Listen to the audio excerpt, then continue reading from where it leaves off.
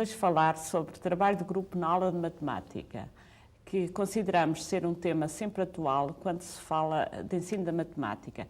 Para isso, temos connosco o Dr. Fernando Nunes, da Escola Básica 2-3, Marquesa da Lorna, e a doutora Maria Helena Pato, da Escola Básica 2-3, Nuno Gonçalves. Antes desta nossa conversa, vamos visionar excertos de uma aula dada pela doutora Helena Pato.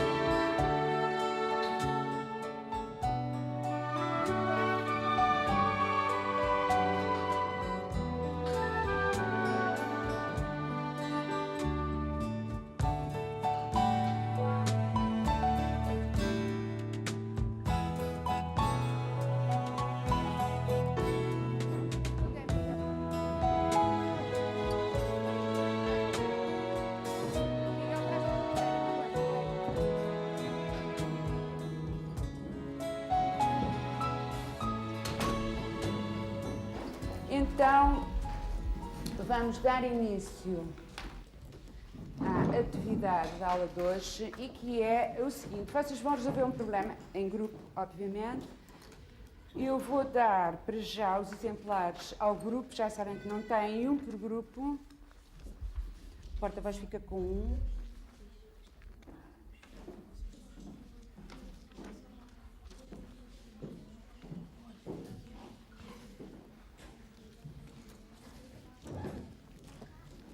Momento que eu já dou as instruções necessárias. Bom, vamos dar uma leiturinha rápida, individual e em silêncio.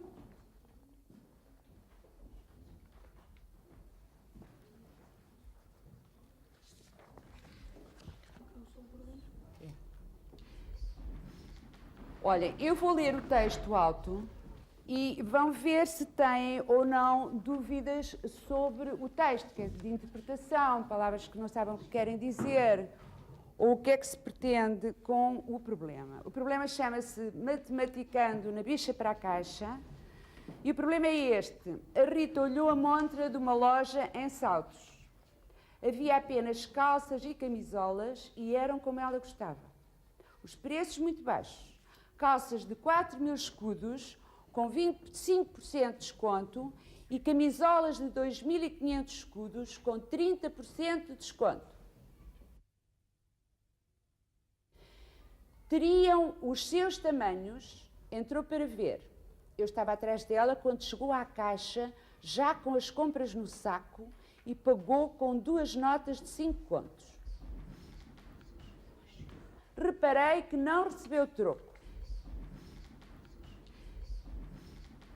Não vi se levava só calças, só camisolas ou calças e camisolas. Contudo, rapidamente concluí quais as peças de roupa que a Rita comprou. Que contas e que raciocínio terei feito para não ter dúvidas acerca do que levava a Rita no saco? Pronto, vocês têm 10 a 15 minutos. Vamos ver como é que correm os trabalhos dentro de cada grupo. Talvez deem 10 minutos, talvez não. Quer dizer, 10 minutos com tolerância de 5 para resolver este problema. Peço ao porta-voz que vá coordenando o trabalho, a discussão em cada grupo. Pronto.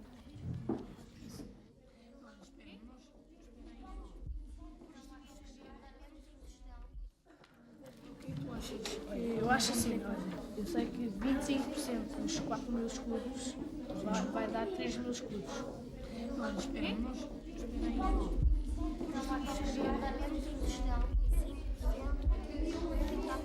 Olha, o que é que é 25% de 4 mil? O que tu achas sobre isso? Eu acho que nós cada um dar a sua opinião, fazer primeiro sozinho e depois. Olha, é assim, nós tínhamos que descobrir onde é que ficava o preço com desconto, as calças e as camisolas. Então vamos saber isso. Deu 10 pontos, sem troco. Então 25% De 4 mil escudos, são 3. Era fazer as contas. Não é isso, é que É só. 25% de 4 mil escudos é 3 mil escudos. Como é que sabes?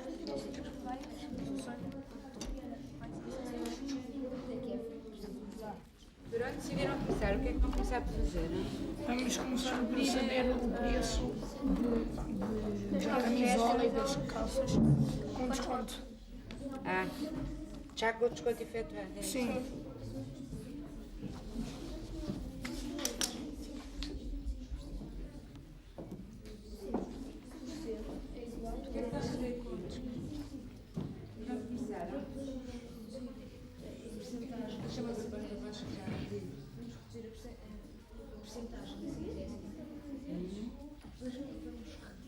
Vão calcular a porcentagem de peças.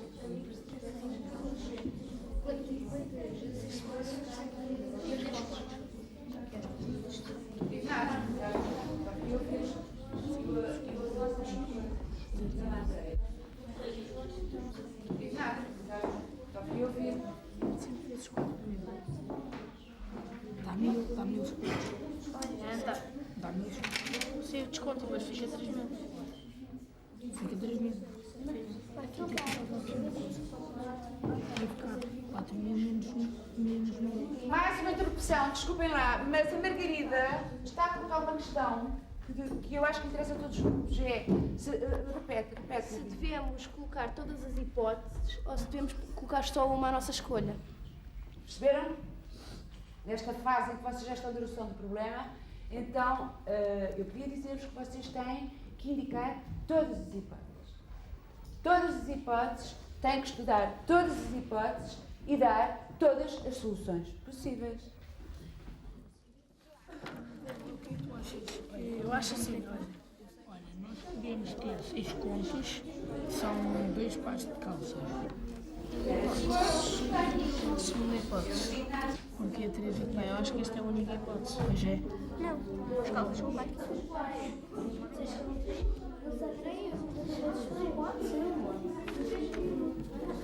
Calma. Quanto é que eram 4 camisolas? 4 camisolas eram 7. 7 contos. Quanto é que eram 2? Se calhar já temos chefes. Não, mas é para a gente ter, é um papel para a gente ter certo e um papel para a gente ter mau. Então, Pedro, nos teus cálculos. Pronto, vamos indicar aqui rapidamente a resolução. Não, a gente tem certo.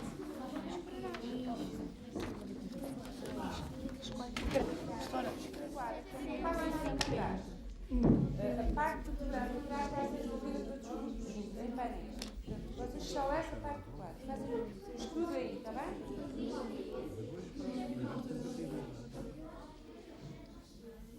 Quanto dá? Algum grupo encontrou um valor diferente? Encontraram todos estes valores? Certo. Então podemos partir daquilo que tem o grupo C, que estava a começar a fazer um quadro e que era este. As calças com desconto, umas calças com desconto custam 3 mil escudos, uma camisola com desconto custa 1.750 escudos. Perante isto, se eu vi a Rita entregar 2 notas de 5.000 escudos, qual pode ter sido o raciocínio que eu fiz e o que é que eu descobri em relação ao que ela levava no saco? Já alguém tem resposta? Então eu agora queria que os outros grupos fossem, e uma vez que não tiveram tempo para mais, fossem discutir em grupo se a hipótese posta pelos vossos colegas está correta ou não, antes de vermos que outras hipóteses podia haver. Está bem? Vamos partir, portanto, dali. Umas calças, 4 camisolas. Será que foi isso que eu pensei? É isso que eu queria que discutissem em grupo e para isso têm só 1 minuto.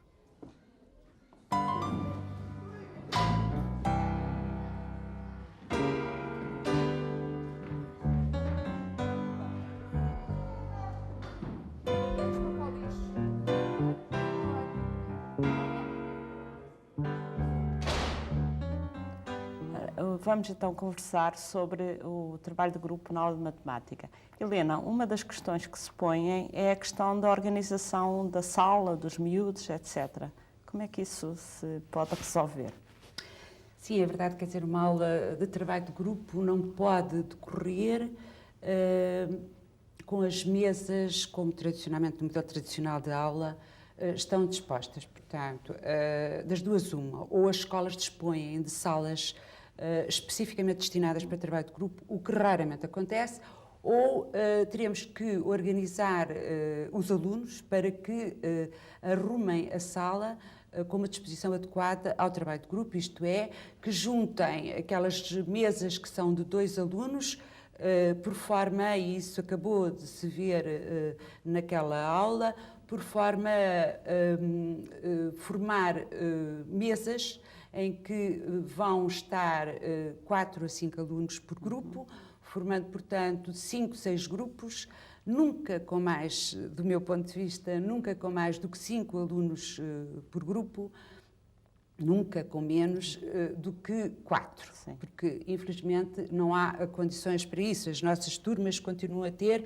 entre 25 e 30 alunos e deve dizer-se que esta turma, por exemplo, tem 30 alunos. É possível fazer trabalho de grupo com 30 alunos. Portanto, é possível e eu acho que até é mais fácil do que fazer aulas do modelo tradicional.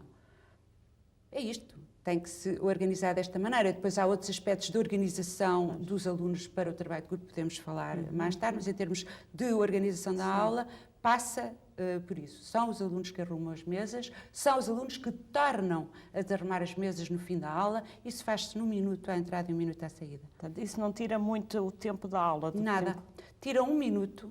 Sim. Há um grupo, normalmente de serviço, que é rotativo, todas as semanas passa ao grupo seguinte. Sim. E é esse grupo que entra 1 minuto antes dos outros, arruma e quando os outros alunos entram já estão as mesas dispostas, não tira tempo nenhum à aula. E desarruma no fim, depois de dar o toque. Perdem 1 minuto de intervalo, Sim. uma vez por semana, ou por outro, um grupo está, durante aquela semana é sacrificado todos os dias de 1 minuto do seu intervalo, sempre que tem aula de matemática. Não é grave. Eles gostam, compensa. Fernando, com a questão do trabalho do grupo não se põe a questão de que há alunos que trabalham menos, outros trabalham mais. Isso é uma crítica que nós muitas vezes ouvimos quando se defende o trabalho do grupo. Ou quando se ataca. Ou quando se ataca. Pois, eu creio que qualquer que seja a metodologia que o professor coloque em prática nas suas aulas, não é? Há sempre alunos que trabalham menos e alunos que trabalham mais, não é? Portanto, creio que isso não vai ser algo que é, digamos, uma coisa absolutamente imprescindível só para o trabalho de grupo. Agora, o que me parece é que o trabalho de grupo vai precisamente dar algumas achegas ou dar algumas possibilidades para que esses acontecimentos não sejam tão frequentes. E uma das achegas que dá é precisamente a responsabilização individual de cada um dos alunos que está no seu grupo e que é responsável, evidentemente, pela sua atividade, mas também que terá que sentir que é responsável pela atividade dos colegas. Portanto, parece-me que, nesse sentido, o trabalho de grupo pode até ter um papel, digamos, diferente. Não é? Eu ia acrescentar uma coisa ao que o Fernando diz, é que, de facto, nas aulas que eu continuarei a achar que são de modelo tradicional, embora pedagogias ativas, o professor teria que estar atento a 30 alunos em cada momento, a verificar se cada um dos 30 alunos está a trabalhar. Sim. E sabe se está a trabalhar, se está a pensar, se não está distraído, se está concentrado. E sabe-se que nas aulas de trabalho de grupo é o grupo que está vigilante em relação a isso e, sobretudo, nas minhas aulas, o porta-voz tem um papel importantíssimo, o porta-voz que também é semanal, porque é responsável porque não haja alunos passivos ou que não haja alunos que estão a copiar apenas o trabalho feito pelos outros. Portanto, é ele que dinamiza a participação mesmo dos mais passivos ou tímidos. Portanto, há uma vigilância geral do grupo, como dizia o Fernando, em relação a todos. Então, e qual é, digamos, a organização dos alunos? Portanto, há um número de alunos por grupo que é desejável ou não? Eu não sei o que a Fernanda pensa disso, eu penso que o número de alunos desejável varia entre 4 e 5, porque nós nem sempre podemos responder ao desejável. Não é? Eu diria que o desejável seriam 4, mas isso dava um número de grupos muito grande em turmas como esta, que tem 30 alunos, e depois é muito difícil ao professor, de facto, acompanhar 7 grupos ou mais, não é? E eu acho que será aconselhável nunca haver mais do que 6 grupos. E por isso opto pelo número de 5 alunos. Acho que mais que 5 o grupo não funciona, quebra, parte-se em 2 de 3, e menos que 5, como se vê, ou 3 ou 4 alunos, torna a turma enche-a de grupos. E depois é muito difícil ao professor acompanhar cada grupo de per si, como deve ser. Sim. E quais são as funções do professor? Quer dizer, o professor acompanha os grupos como, Fernando? És capaz de... Naturalmente, os professores terão que descobrir eles próprios como é que devem acompanhar os grupos, não é? Mas parece-me que a função do professor, neste caso, é uma função muito, por um lado, parece menos ativa, não é? Porque deixa o trabalho ser desenvolvido em cada um dos grupos. Mas, por outro lado, acaba por ser muito mais ativa porque tem que estar com atenção a uma série de pormenores. E não pode deixar que o trabalho, digamos, morra nos grupos. Quando existem respostas que, inclusivamente, foram construídas por todos os alunos do grupo, depois de uma discussão, naturalmente o professor terá como função pôr uma outra pergunta que os levará para um outro sítio, não é? Aliás, vimos isso no vídeo anterior, a Helena, depois da discussão a nível da turma, existe algo que é remetido para os grupos, não é? Portanto, basicamente, vai ser um dinamizador, vai ser um observador, vai ser um monitor dos diversos trabalhos que vão acontecendo e dos diversos centros de atividade que vão acontecendo. O que põe, quer nós queiramos, quer não, põe em cima do professor uma determinada responsabilidade e um determinado trabalho que não é igual ao trabalho daquilo que será o modelo tradicional, não é? Ou seja, vai exigir de parte do professor uma outra postura e vai exigir talvez um dispêndio, digamos, de atenção, de observação maior. Agora, eu não queria que isto ficasse assim, não é? Porque parece quase que estamos nós que somos adeptos, os 3, do trabalho de grupo, não é? Parece que estamos a dar só dificuldades, não é? Agora, o que acontece é que o trabalho do grupo em matemática vai ter 2 coisas fundamentais. Uma é o aproveitar o ambiente eminentemente social que existe numa aula, não é? E a outra tem a ver com a própria construção do conhecimento matemático, que se faz argumentando, discutindo, etc, etc. Aquela imagem do matemático na torre de marfim, a pensar coisas muito estranhas, existe naturalmente algumas vezes, e o trabalho individual terá que ser feito ao longo do ano, também haverá momentos para isso, mas na realidade as coisas desenvolvem-se de uma outra maneira, não é? Só queria acrescentar uma coisa, é que penso que o trabalho que é feito antes pelo professor é muito importante, que é feito antes da aula, que é feito nos bastidores da aula, de preparação da aula. Aí é que o professor é a única situação em que o professor tem papel ativo. Sim, claro. O seu papel ativo é aí. E depois, durante a aula, o professor tem um papel...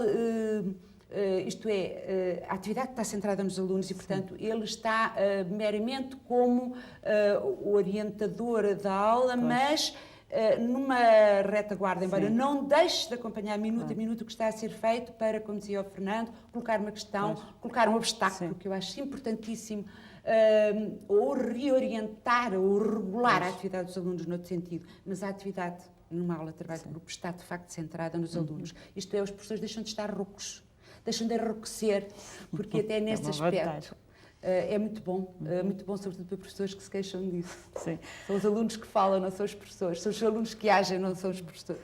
Olha, e estamos a falar de matemática, a gente pode trabalhar todos os conteúdos, por exemplo, de matemática em grupo?